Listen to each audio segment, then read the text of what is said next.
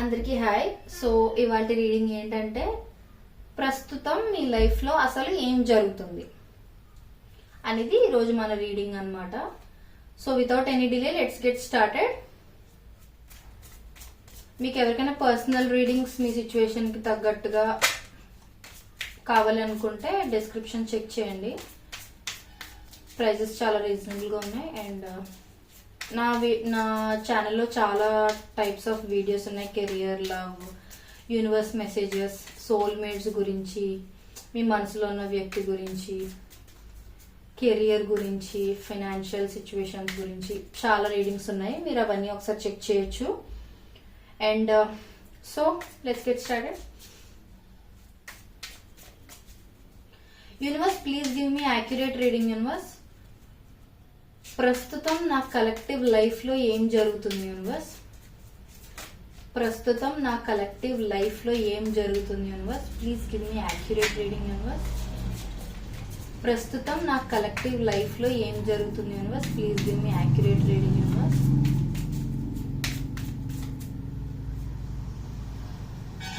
ప్రస్తుతం నా collective life లో ఏం జరుగుతుంది? Universe, please give me accurate reading. Universe, ప్రస్తుతం నా కలెక్టివ్ లైఫ్ లో ఏం జరుగుతుంది? Universe,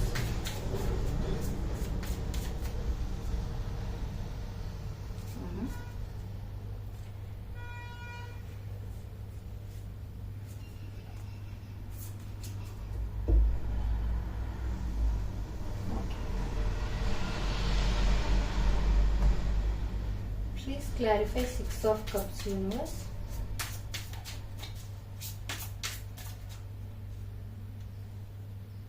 please clarify the world. Universe, please clarify Knight of Swords. Universe,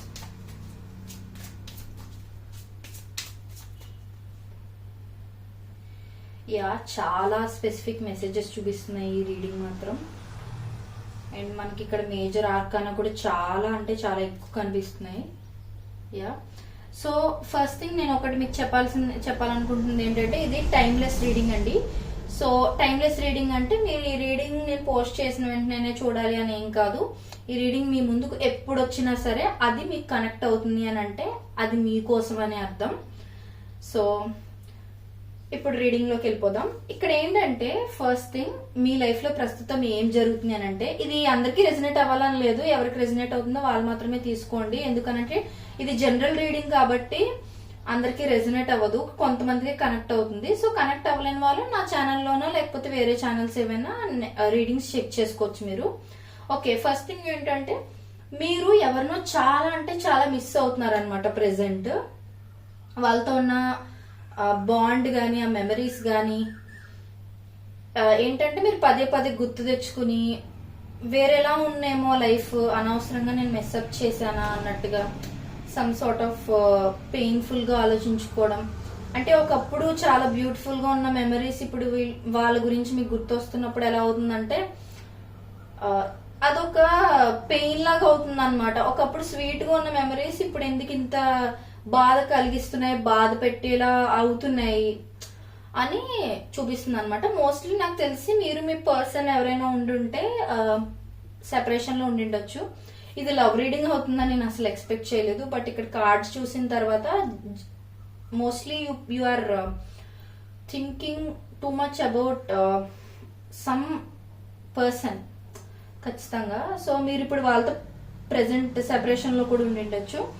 and ఇంకొకటి ఏంటంటే మీకు ఒక ఛాన్స్ అనేది ఉంటే ఖచ్చితంగా బ్రేక్ అయిపోయిన బాండ్ ని మళ్ళీ రీగెయిన్ చేయాలి. వాళ్ళ ట్రస్ట్ మీరు కోల్పోయి ఉండుండొచ్చు. సో మీరు ఏంటంటే సంథింగ్ ఏదో మీరు మిస్ చేశారని గిల్ట్ అనేది ఉందన్నమాట మీకు.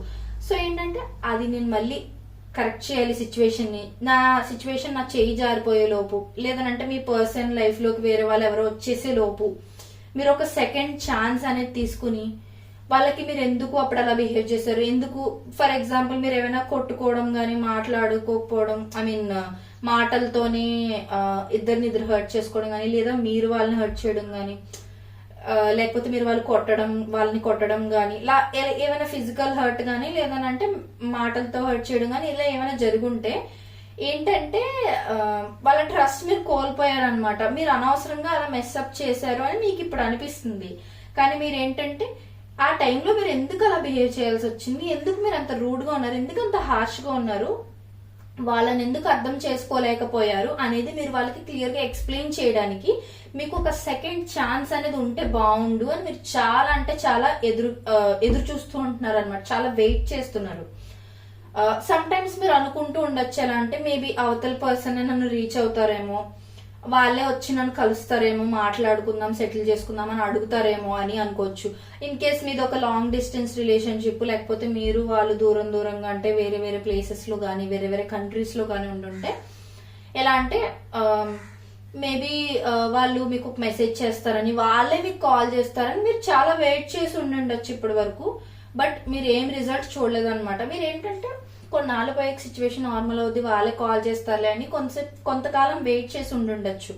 కానీ ఇప్పుడు ఏంటంటే ఎంత వెయిట్ చేసినా ఇంకా వాళ్ళ సైడ్ నుంచి మీకు ఏం రెస్పాన్స్ రాదేమో, వాళ్ళు మూవ్ ఆన్ అయిపోతున్నారేమో అని భయం కూడా మీకు ఉంది. ఇంకొకటి ఏంటంటే ఏదైతే సైలెన్స్ ఉందో మీకు మీ పర్సన్ కి మధ్య, అది త్వరలోనే బ్రేక్ అయ్యే ఛాన్సెస్ చాలా ఉన్నాయి. But only if you take a step forward towards them. మీరు ఒక స్టెప్ వాళ్ళ వైపు తీసుకుంటే మాత్రమే అది బ్రేక్ అవుద్ది. అవతల సైడ్ పర్సన్ అయితే మిమ్మల్ని కాంటాక్ట్ చేయడం అనేది కొంచెం కష్టమైన విషయమే అనుకోవచ్చు. ఎందుకంటే నాకు ఇక్కడ చూస్తున్న దాని ప్రకారం అయితే you are the one who hurt them. మీరే వాళ్ళని ఏం మాట్లాడడమో, లేకపోతే మీరు వాళ్ళ మీద చేయి చేసుకోవడం అంటే కొట్టడం లాంటివి ఏమైనా చేయడం, వర్బల్ గా కూడా తిట్టకూడని తిట్లు ఏమైనా తిట్టడం అలాంటివి ఏమైనా చేసి మీరు వాళ్ళు బాగా హర్ట్ చేసి ఉండొచ్చు. అండ్ మోస్ట్లీ నాకు ఇక్కడ కనిపిస్తుంది ఏంటంటే మీరు వాళ్ళని హర్ట్ చేసిన టైంలో మిమ్మల్ని మీరు డిఫెండ్ చేసుకోవడం కోసం మీరు యాక్చువల్ గా వాళ్ళని ఆ మాటలన్నీ అనాలని అనుకుని ఉండకపోవచ్చు. ఆర్ వాళ్ళని అలా కొట్టడం గాని, లేకపోతే డీప్ గా హర్ట్ చేయడం గానీ, అది మీరు literally you don't want it to happen. మీరేం కావాలని చేయలేదు. మీరు ఏంటంటే ఆ సిచ్యువేషన్ లో మిమ్మల్ని మీరు కాపాడుకోవడం కోసం మీరు అలా అనేసి ఉండొచ్చు ఇక్కడ చూస్తున్న దాని ప్రకారం అయితే. బట్ మీకు ఏంటంటే ఒక్క సెకండ్ ఛాన్స్ నాకు వాళ్ళు ఇస్తే బాగుండు, ఖచ్చితంగా బ్రేక్ అయిపోయిన బాండ్ మొత్తం నేను వెనక్కి చిటికీలో తీసుకొచ్చేస్తాను, ఇదిలా స్టాగ్నెంట్ గా ఉంటే బాగాలేదు అంటే మీకు లోపల ఏంటంటే బాగా హర్టింగ్ గా ఉంటుంది అనమాట. అంటే నెక్స్ట్ ఏమవుతుందో అని, అంటే ప్రతిదీ కూడా కన్ఫ్యూజన్ లో, అంటే వాళ్ళు వేరే వాళ్ళతో ఎవరితో అయినా మూవ్ ఆన్ అయిపోతున్నారు అని, లేదంటే వాళ్ళు మిమ్మల్ని మర్చిపోతే మళ్ళీ మిమ్మల్ని లైఫ్ లోకి ఇంకెప్పటికీ యాక్సెప్ట్ చెయ్యరా అని, అంటే డిఫరెంట్ కైండ్ ఆఫ్ థాట్స్ అనేవి మీకు అలా ఎక్కువైపోవడం వల్ల ఏంటంటే మీరు వెయిట్ చేస్తున్నారు. ఒక పక్క వాళ్ళు మీకు ఏమైనా చిన్న డోర్ ఓపెన్ చేసినట్టు ఉంచుతారేమని, door in the sense message చేయడానికని, కాల్ చేయడానికని ఏదైనా చిన్న ఛాన్స్ ఇస్తారేమో అని మీరు వెయిట్ చేస్తూ ఉండుండొచ్చు.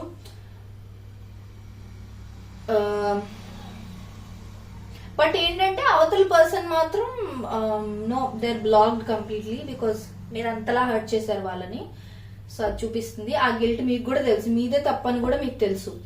So you're waiting for second chance. And మీరు ఖచ్చితంగా ఇంపల్సివ్ గా మేబీ వాళ్ళ పోస్ట్ ఏదైనా చూడడం, లేదు అని అంటే వాళ్ళ గురించి మీకు ఎవరైనా థర్డ్ పర్సన్ నుంచి ఏమైనా విషయం తెలియడం, వాళ్ళ గురించి ఏదైనా ఇన్ఫర్మేషన్ తెలియడం, అలాంటిది ఏదైనా జరిగిన వెంటనే మీరు ఏంటంటే విత్ ఇన్ సెకండ్స్ మీరు ఆలోచించరు. ఇంకా ఇంతలా హోల్డ్ ఆన్ చేసుకుంటున్న మీ ఫీలింగ్స్, ఎమోషన్స్ ని మీరు ఇంకా పట్టించుకోకుండా, లేదు అర్జెంట్ కి ఇప్పుడు తనతో మాట్లాడకపోతే మొత్తం మెస్ అయిపోద్ది, ఆల్రెడీ మెస్ చేసి పెట్టాను నేను, ఇంకా మెస్ చేయకూడదు, నేను అర్జెంట్ గా మాట్లాడేయాలి, అర్జెంట్ గా నేనేమి వదిలేదు, నేనేం మూవ్ ఆన్ అయిపోలేదు అని మీ పర్సన్ కి తెలియాలి అని మీరు అర్జెంట్ గా ఎలాగైనా వాళ్ళు రీచ్ అవ్వడానికి ట్రై చేస్తారు. అండ్ ఇంపల్సివ్ గా యాక్షన్ తీసుకుంటారు.